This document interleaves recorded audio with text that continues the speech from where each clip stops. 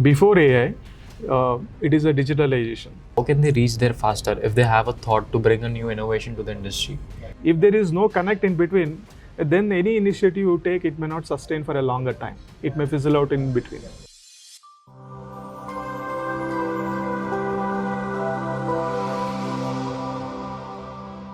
Hello everyone, welcome to the season 2 of IPTA Paper Talks. And today with us we have Mr. Alagiri, right? Yeah, correct. So today we have with ourselves Mr. Alagiri, and he has been working with ITC paper industry since past 35 years, if I'm not wrong. So sir, before we start, I would like you to introduce yourself to the audience. Yeah, my name is Alagiri.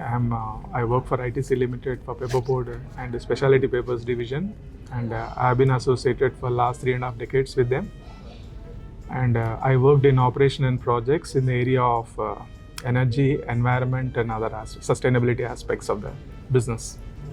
So sir, since you are in this industry and you are handling the energy and sustainability department, so what is the biggest challenge that you are facing right now in this industry, and how are you approaching to fixing that? Sustainability challenges are business challenges, which is basically looked in the lens of sustainability. For example, one which is creating, which is caused because of the, I believe it is a climate change, because of the a disturbance in the monsoon and changes in the river water flow, or other like for example unpredictable climates or weather events, all those things which are related to that. But consequences of that is coming in the form of regulations, right? All the multilateral agreements which are pushing us to comply with certain conditions. So all these things is flowing down. So this is one aspect of it. And so when it is coming down, there is basically, if you look at it, there are two dimensions. One dimension which is nature driven, right, which is making us to get prepared for that as a mitigation measure or prepared ourselves in order to meet the challenges.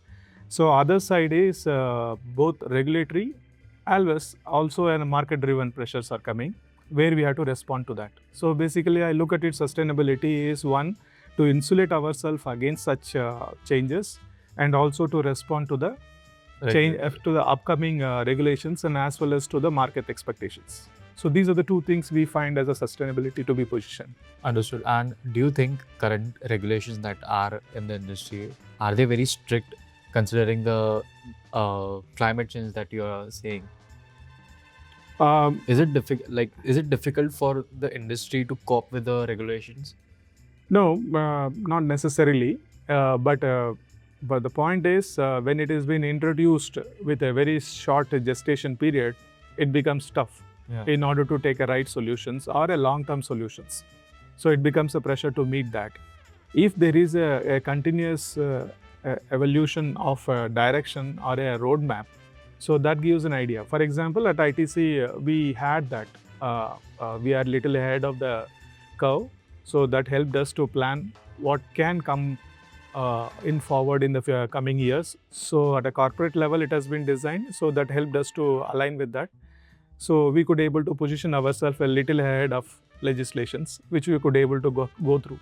Understood. And we are also planning a little ahead of what can come up in the future, so that to make ourselves prepared for that and meet that challenges. So sir, since we are talking about sustainability, a lot of people are also having a chat about AI playing a big role in this market, right?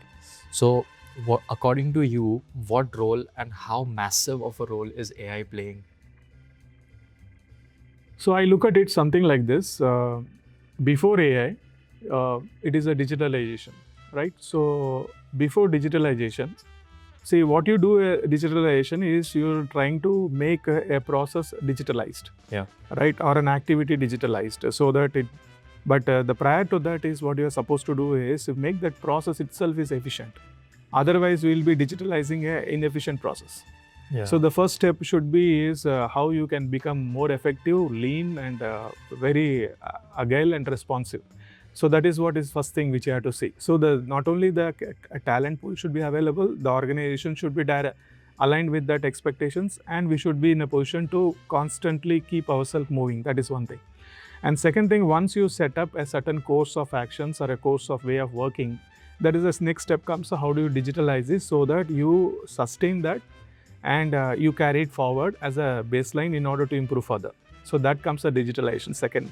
So AI is coming up in order to basically, as of now, because with the whatever we could able to understand and just to look at it, it will be a one step above the digitalization in order to leverage maybe in the form of a speed, in the form of productivity, right, in the form of the response time what we take in order to do something. All those things may cut short in order to do that. So that is what the space what I'm looking that AI may help us, basically compressing the time. From the thought to the actions, it may help us to bring it down. So that is a possibility, I am saying it. But the core, I still believe, is our activities, our actions should be more efficient. That should be the base. So, sir, if we talk about the thought to the execution part, right? That journey is very, very long, and a lot of people are lacking, and they are slow in that process. So, according to you, since you have this experience, how can they reach there faster? If we keep the AI part aside, right now considering the market, how can they reach there faster if they have a thought to bring a new innovation to the industry? You cannot look at sustainability in isolation. Every sustainability initiative should have a business advantage, or it should give a business competitiveness for the business. So that is very important. If there is no alignment with that, it becomes something like a compliance-oriented approach. So sustainability in the compliance-oriented approach may not give you a long-term benefit. I'll give an example, something like this. For example, if you are working on energy, for example, right? So it's a cost, right, which goes into the product, and paper industry is energy intensive. So when you are working on that area, suppose first thing is the energy security, right? So predominantly we are base fuel is a coal, so we are coal driven, and the coal, if you are linked to the FSA and other things, to certain extent you are protected. But if you are exposed to some open market like imported coal, you are absolutely, you have to vary according to the demand and supply and prices. Now what we do is when you invest in the renewable assets at that point of time, what it has a twin benefit. One, you will be decarbonizing your activities. Second thing is you get a cost advantage between what is the cost of generation you are doing versus the cost of renewable power, right? So you take an example. Suppose initially when you are doing it, it may look not a feasible one, and it may not be giving a rate of return what you are looking forward. I'll give an example. When the REC was introduced, the solar REC was sold at 10 rupees. Now it is sold at, it's a very low cost, right? So the energy cost also has come down. So what way the coal cost has gone up. So whoever is invested in the renewable asset, they could able to leverage not only in the form of a decarbonization, they could also leverage in the form of the cost leadership in that in that product. Okay, so that is the advantage what we give. So similarly, when you see any sustainability initiative, it has to be linked to the business, either continuation of the business or competitiveness of the business. This should be it should be connect to that. If there is no connect in between, then any initiative you take, it may not sustain for a longer time. It may fizzle out in between.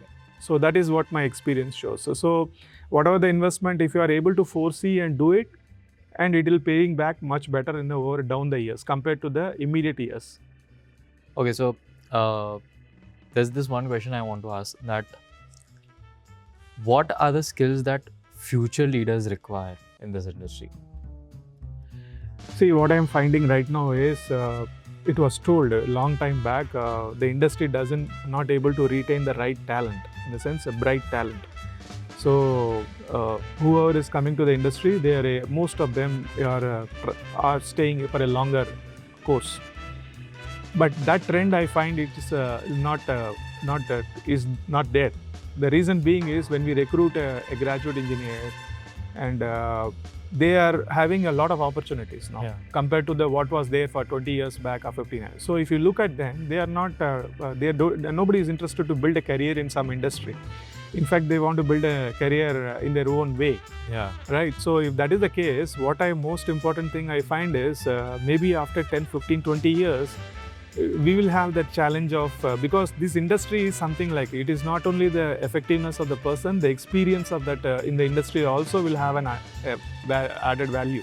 Yeah. So if you lack the experience, but you only go with the efficiency, we may miss something what the legacy what somebody has built over a period of time in an organization. So that is we could able to see that. So you see the people who are staying longer time than expected in the industry, right? Beyond, so that is that all these things is an indicator that we are not able to have a pipeline full of talent coming out in order to take over. I think it is like what you said is true for every industry. Like the current generation is just jumping from one place to another, switching careers like anything. So yeah, that's very well said. Thank you so much. Thank you very much. Having you.